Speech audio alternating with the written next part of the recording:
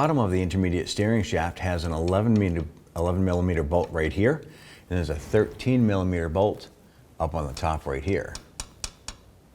Now, in order to get these into their correct position, you want to go ahead and grab the wheel, and when to adjust it or pull and push the tire to go ahead and rotate that shaft to get the bolts in the correct position so you can loosen them from underneath the vehicle.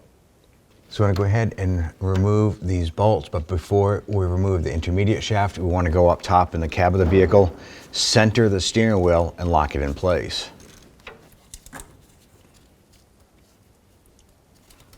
Okay, using our 11 millimeter socket and ratchet, we're going to go ahead and remove this bolt down here. All right, we'll go ahead and spin this bolt out. Then we'll go ahead and remove that. So before you touch anything on the inside of the vehicle, you want to make sure that the front wheels are still off the ground, whether you have them on jack stands or lifted or however that is. Next, you want to have your key in the on position, and you want to go ahead and turn the steering wheel gently and make sure that you have it close to the centered position as possible. Run your seatbelt through the base of the steering wheel. Bring that around. You want to go ahead and lock that in a position. This way here, when we disconnect the steering shaft, it'll keep the steering wheel from spinning. If it does spin, it can ruin the clock spring on the inside here, and we don't want that to happen. So keep that centered and locked like so. We're gonna go ahead and use a long punch and a hammer. We just wanna go ahead and tap on this here and work this off of the shaft of the steering.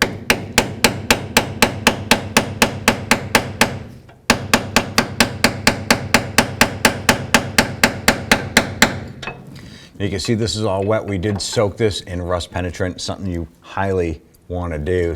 Highly recommended.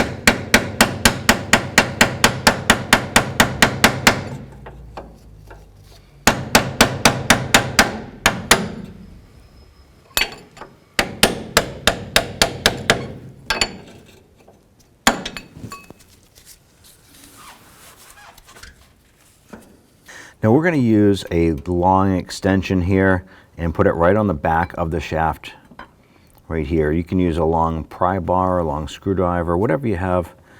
And we're going to gently go ahead and tap down.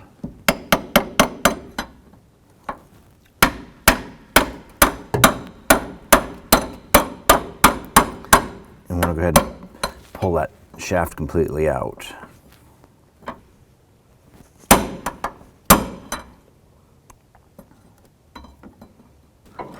I'm just going to use our pry bar to go ahead and work that down the rest of the way. I'm going to go ahead and grab the lower part of the shaft here and wiggle this down and out.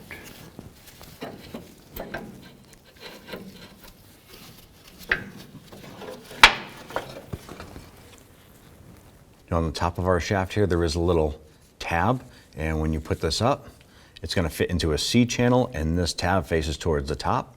We did put a light coating of grease on this before we install. We'll feed this up, get this in a position.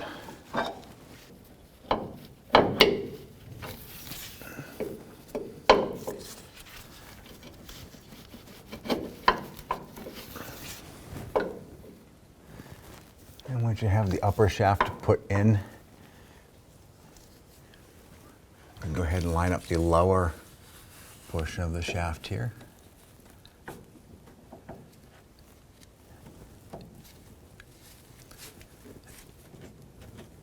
And just get that in a position and line that up. Now at this point here, we actually put the bolt through, and you want to grab the intermediate shaft, and you should have some up and down play.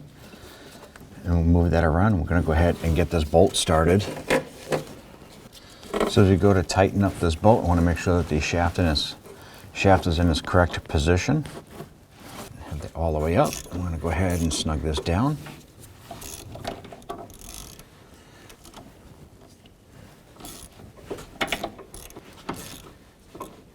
And once we have this bolt snugged into position, we can now go ahead and release the seat belt from the steering wheel. because we don't have to worry about the steering shaft falling out of the coupler here. And then we can go ahead and turn the steering wheel so we can get that bolt position correct underneath. Now go ahead and release the seat belt.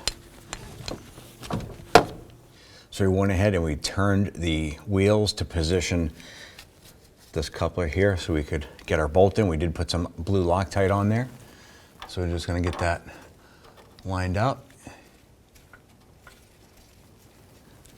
Get the thread started, and then we'll snug that down. I'll go ahead and snug that down. We're gonna go ahead and torque this lower bolt to 33 foot-pounds.